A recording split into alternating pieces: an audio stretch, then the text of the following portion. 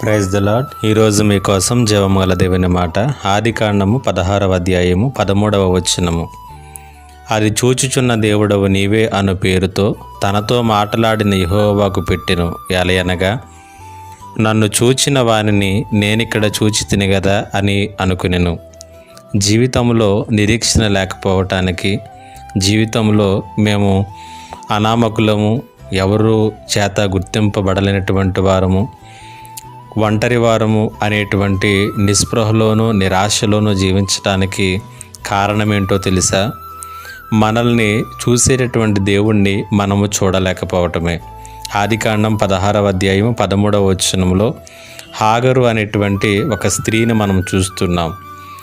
ఆమె తన సంస్కృతిలో అనామకురాలు, ఒక నిండు గర్భిణి, ఒంటరిగా, నిస్సహాయముగా, నిరీక్షణ లేకుండా ఎడారిలో సాగిపోతున్నటువంటి ఆమెను దేవుడు చూశాడు.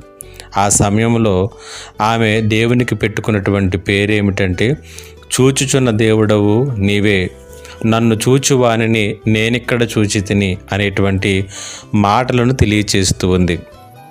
ఎప్పుడైతే హాగరు తన జీవితంలో తనను చూస్తున్నటువంటి ఒక దేవుడు ఉన్నాడు అనేటువంటి సంగతిని ఆమె చూడగలిగిందో, విశ్వాసముతోనూ, నిరీక్షణతోనూ, ధైర్యంతోనూ ముందుకు కొనసాగగలిగింది. నీ జీవితంలో కూడా నిన్ను చూచేటటువంటి దేవుడు ఒకడున్నాడు అనేటువంటి సంగతిని నీవు తెలుసుకునేంత వరకు, నిన్ను చూచేటటువంటి వారిని హాగరు వలె చూచేటంత వరకు కూడా పరిస్థితులన్నీ కూడా అస్తవ్యస్తంగానే ఉంటాయి.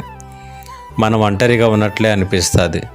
ఏ సహాయము లేకుండా, నిరీక్షణ లేకుండా ఉన్నట్లుగానే కనిపిస్తుంది. కాబట్టి హాగరు ఏ రీతిగానైతే తనను చూస్తున్నటువంటి దేవుణ్ణి చూసిందో, ఆ రీతిగానే నిన్ను చూస్తున్నటువంటి దేవుణ్ణి నీవు చూడగలిగిన నాడు నిరీక్షణతో ముందుకు కొనసాగగలవు.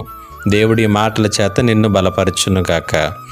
ఆమేన్. ప్రార్థన. మా దేవా, నీకు వందనాలు. మమ్మల్ని చూస్తున్నటువంటి నిన్ను చూచేటటువంటి కన్నులు మాకు దయచేయమని యేసు నామములో అడుగుచున్నాను తండ్రి. ఆమేన్.